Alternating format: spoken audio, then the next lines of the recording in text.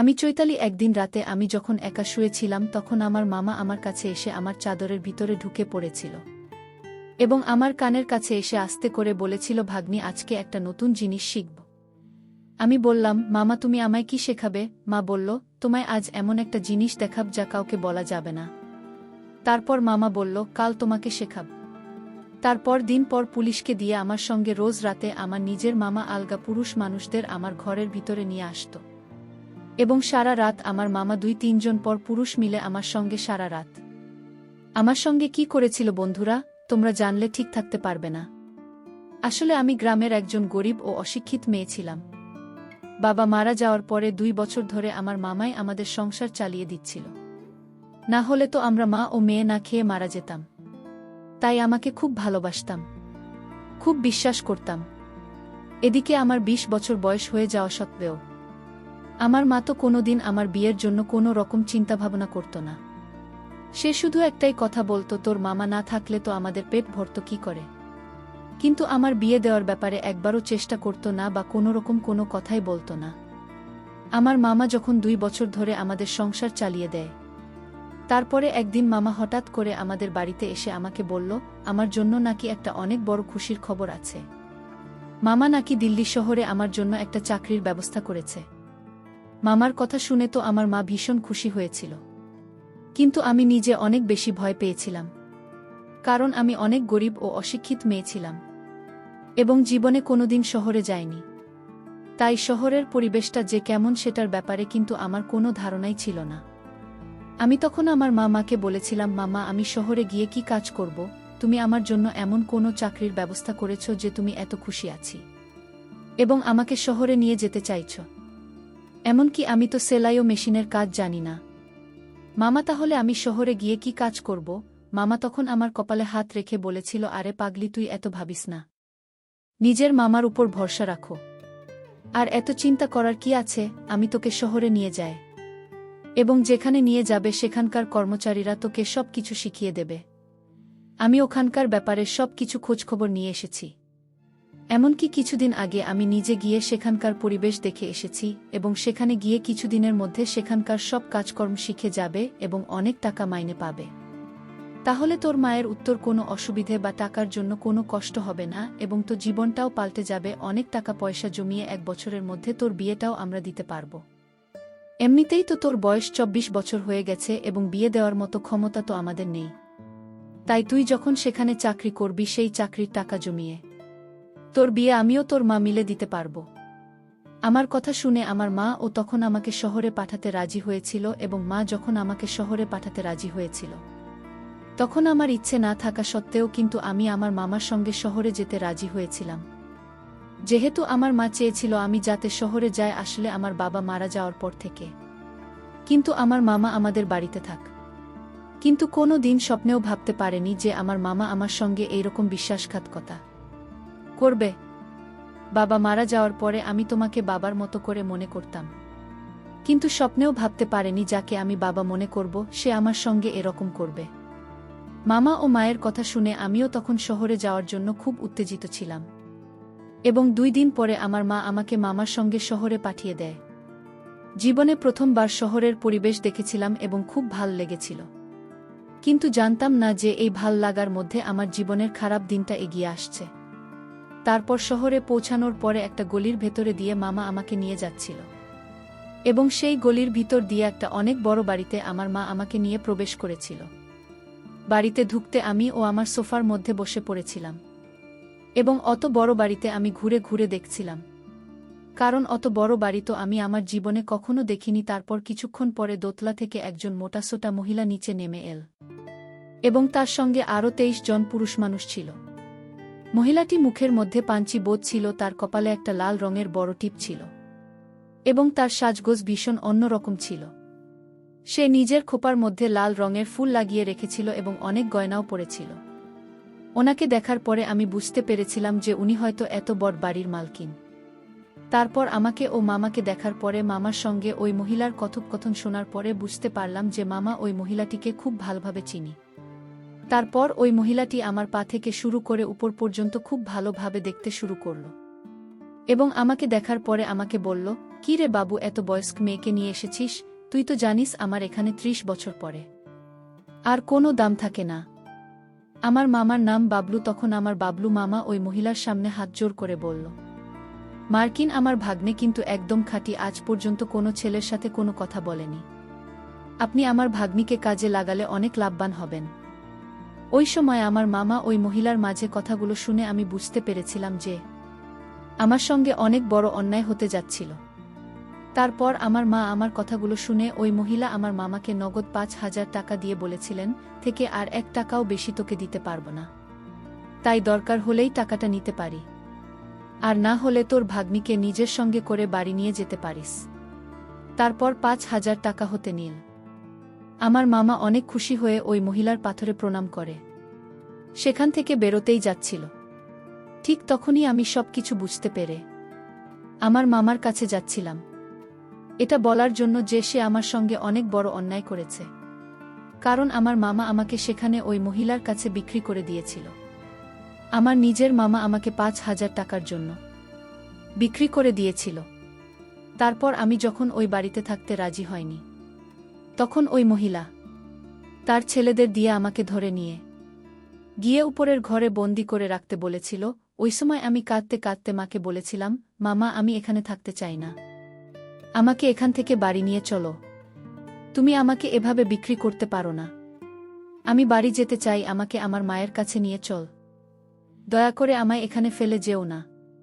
কিন্তু আমার মামা তো আমার দিকে আর ফিরেও তাকায়নি এবং সেখানে আমাকে রেখে চলে গিয়েছিল। তারপর ওই মহিলাটি যখন আমাকে একটা ঘরে বন্দি করে রেখে দেয়, তখন আমি অনেক বেশি অস্থির হয়ে পড়েছিলাম নিজের বাড়ি ফিরে যাওয়ার জন্য, এবং আমি ভয়ে জোরে জোরে কাঁদতে শুরু করেছিলাম। কারণ স্বপ্নেও ভাবতে পারিনি যে আমার নিজের মামা আমাকে শহরে নিয়ে আসার পরে এমন একটা জায়গায় বিক্রি করে দেবে। তারপর সেদিন সারাদিন আমাকে ঘরে বন্দি করে রেখেছিল। তারপর সন্ধ্যাবেলায় ওই মহিলাটি নিজে আমার ঘরের ভিতরে এসেছিল, যে মহিলাটিকে ওই বাড়ির সবাই কিন্তু মালকিন বলে ডাক। আমি তো ওনাকে দেখা মাত্রই অনেক জোরে কাঁদতে কাঁদতে ওনার হাতে পায়ে ধরে বললাম, মালকিন, আমাকে এখান থেকে বাড়ি যেতে দিন, আমি এইসব কাজ করতে পারবো না।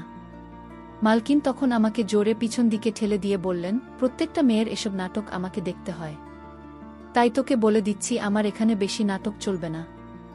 একটু পরেই কিন্তু বিদেশি মেহমান আসবে এবং ত্বকের সাথে খুব সুন্দর করে সাজিয়ে দেবে এবং ভালোভাবে সুন্দর করে তৈরি হয়ে থাকবে, আর আমার মেহমানদের খুব খুশি করবি, এর বদলে তুই অনেক টাকা পাবি, তোকে তো আমি ফ্রিতে কাজ করাব না। তাই এসব কান্নাকাটিও নাটক করা বন্ধ কর। আর একটা কথা ভালো করে শুনে রাখো, এখান থেকে আজ পর্যন্ত কোনো মেয়ে কিন্তু পালাতে পারেনি, তাই তুইও পালানোর চেষ্টা একদম করবি না, নইলে কিন্তু খুবই খারাপ হবে। সেদিনের থেকেই আমার জীবনের সব কিছু পাল্টে যায়। আমি যেটা কোনোদিন স্বপ্নেও ভাবিনি সেটাই আমার সঙ্গে হয়েছিল। তারপর সেদিন রাতের বেলা আমার ইচ্ছে না থাকা সত্ত্বেও একটা ৫০ বছর বয়স্ক মানুষ আমার সঙ্গে সারা রাত, এমনকি ওই লোকটা যখন আমার ঘরের ভিতরে প্রবেশ করে, তখন আমি প্রথমেই ৫০ বছরের লোকটার সামনে হাত জোট করে অনেক কাকুতি মিনতি করেছিলাম। কিন্তু ওই ৫০ বছরের লোকটা আমার কোনো কথাই শোনেনি। সেদিনের পর থেকে আমি অনেক চেষ্টা করেছিলাম ওই বাড়ি থেকে পালানো, কিন্তু আমি পালাতে পারিনি। এমনকি ঘরগুলোতে একটা জানালা ছিল না, এবং সে দিনের পর থেকে প্রত্যেক দিন নতুন নতুন লোক সারারাত আমার সঙ্গে। এভাবে প্রায় ১ মাস হয়ে যাওয়ার পরে আমি বাধ্য হয়ে এটা কি আমার ভাগ্য বলে মনে করে নিয়েছিলাম। তারপর ১ মাস ওই বাড়িতে কেটে যাওয়ার পরে শহীদুল নামে একটা ৩৫ বছরের লোক আমাকে দেখার পরে আমার সঙ্গে সময় কাটাতে চাইতো এবং শেষ সপ্তাহে ৪ দিন করে আমাদের বাড়িতে আসতো এবং আমার সঙ্গে সারারাত সময় কাটান। এইভাবে ধীরে ধীরে শহীদুলের সঙ্গে আমার বন্ধুত্বের সম্পর্ক তৈরি হয়, কারণ সে সবার চাইতে অনেকটাই আলাদা ছিল। কিন্তু শহীদুল অনেক সময় টাকা দিয়ে শুধুমাত্র আমার সঙ্গে নিজের মনের কথাগুলো বলতে আসতো এবং সারা রাত ধরে আমার সঙ্গে গল্প করত। সে যখন আমার কাছে আসতো তখন নিজের দুঃখের কথাগুলো বলতো। আসলে তার স্ত্রী তাকে ছেড়ে একটা পরপুরুষের সঙ্গে পালিয়ে গিয়েছিল এবং তারপর থেকে সে নিজের মনের কষ্ট দূর করার জন্য এই বাড়িতে আসে এবং ধীরে ধীরে আমাদের মাঝে অনেক ভালো বন্ধুত্বের সম্পর্ক তৈরি হয়। এতটাই হয় যে সেদিন না থাকতে পেরে আমি নিজের মনের সব কথা কিন্তু শহীদুলকে বলেছিলাম যে কিভাবে আমার নিজের মামা শুধুমাত্র ৫,০০০ টাকার লোভে আমাকেই বাড়িতে বিক্রি করে দিয়ে চলে গেছে। এভাবে আমার প্রায় ওই বাড়িতে থাকতে 7 মাস হয়ে যায়। তারপর সেদিন যখন শহীদুল বাবু আমাকে একটা কথা বলেছিল তখন আমি ওই কথাটা নিয়ে অনেক ভেবেছিলাম।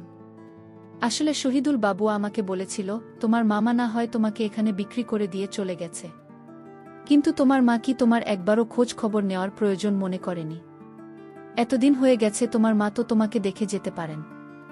সেদিন শহীদুল বাবুর কথা শুনে আমার মনেও কিন্তু খটকা লেগেছিল। ওদিকে শহীদুল বাবু অন্য পুরুষদের হাত থেকে আমাকে রক্ষা করার জন্য প্রত্যেকদিন রাতে মালকিনকে অনেক বেশি টাকা দিয়ে আমার সঙ্গে গল্প করত। এবং এইভাবে আমি যখন একদিন মা হয়ে যাই তখন আমি খুব ভালোভাবে জানতাম যে শিশুটি কার। আমি যখন মা হয়েছিলাম আমি আর বাড়ির কাজ করতে পারতাম না। তারপর 10 মাস পরে যখন আমার বাচ্চা হয়, তখন আমার বাচ্চা হওয়ার 1 মাস পরে আবার মালকিন আমাকে কাজে লাগিয়ে দেয় এবং আমি একটা কন্যা সন্তানকে জন্ম দিয়েছিলাম। এবং এতদিন পরে যখন আমার প্রথম গ্রাহক আসে তখন তাকে দেখা মাত্রই কিন্তু আমি তাকে খুশি হয়েছিলাম, কারণ সেদিন শহীদুল এসেছিল।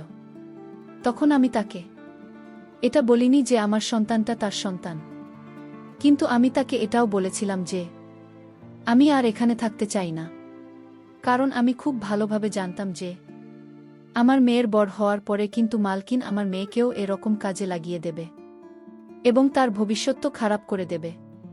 তাই যেমন করে হোক আমি আমার মেয়ের ভবিষ্যৎ ভালো করার জন্য সেখান থেকে পালানোর উপায় খুঁজছিলাম। এবং সেদিন আমি শহীদুলকে বলেছিলাম যে যেমন করে হোক না কেন আমাকে যাতে এখান থেকে আমার মায়ের কাছে গ্রামের বাড়িতে রেখে দিয়ে আসে, তাহলে তার এই জয় আমি জীবনে কোনোদিন ভুলব না। আমার সব কথা শোনার পর শহীদুল ও আমার সাহায্য করতে রাজি হয়েছে। তার 3 দিন পরেই শহীদুল মালকিনকে 3 গুণ টাকা বেশি দিয়ে আমাকে বাইরে ঘুরতে নিয়ে যাওয়ার কথা বলেছিল এবং টাকা বেশি পেয়ে মালকিন মঞ্জুলবাবুর প্রস্তাবে কিন্তু রাজি হয়ে গিয়েছিল।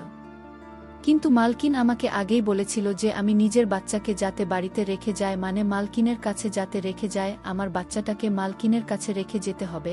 এবং আমি এই প্রস্তাবে কিন্তু রাজি হয়েছিলাম। তারপর সেদিন আমিও শহীদুল যখন চুপচাপ আমার গ্রামের বাড়ির জন্য রওনা দিই তখন কিন্তু শহীদুল বাবু আমাকে ট্রেনে বসে দিয়েছিল এবং আমার হাতে 5,000 দামের একটা মোবাইল ফোন দিয়েছিল ও তার আরেকটা মোবাইল ফোনের নাম্বার আমাকে দিয়েছিল, বলেছিল কোনো কিছু অসুবিধা হলে আমি যাতে তাকে ফোন করি, আমি তোমার সাহায্য করার জন্য এগিয়ে আসে। এই কথাটা শহীদুল বলেছিল এবং মালকিন কিন্তু এরা জানত না যে আমি আমার ব্যাগের মধ্যে আমার বাচ্চাটাকে চুপচাপ ধরে নিয়েছিলাম, যেটা বাড়ির কেউ জানত না। তার পরের দিন সকালবেলা আমি যখন আমার গ্রামের বাড়ি পৌঁছে যাই তখন আমার মা আমাকে 1-1.5 বছর পর দেখে খুব খুশি হয়েছিল। কিন্তু সেদিন রাতে আমার মায়ের আসল চেহারা দেখে তো আমার মনে হলো আকাশটা আমার মাথায় ভেঙে পড়ল। যখন আমার নিজের মা আমাকে ঘরের ভিতরে ডেকে আস্তে করে সব কিছু বলেছিল যে আমি বাড়ি থেকে আমার বাচ্চা মেয়েটাকে নিয়ে পালিয়ে চলে এসেছি, তখন আমার মামা বাড়ির মালকিনকে ফোন করে সব কিছু বলেছিলেন। আমি যখন আমার মায়ের সত্যিটা জানতে পেরেছিলাম তখন আমিও লুকিয়ে শহীদুলকে ফোন করে সব কিছু সত্যি কথা বলে দিয়েছিলাম। এবং আমি তো স্বপ্নেও ভাবতে পারিনি যে আমার মতো একজন মহিলার সাহায্য করতে শহীদুলের মতো একটা ভদ্রলোক এগিয়ে আসবেন। তারপর সেদিন রাতে ওই বাড়ির মালকিন তার 23 জন চাওলাকে নিয়ে এসেছিল, আর এদিকে শহীদুল পুলিশ নিয়ে হাজির হয়েছিল। তারপর আমি আমার সমস্ত কথা পুলিশকে খুলে বলি। তারপর মামা এবং মার্কিনকে এই নিষিদ্ধ ব্যবসা করার জন্য তাকে পুলিশ ধরে নিল, আর আমার মা আমার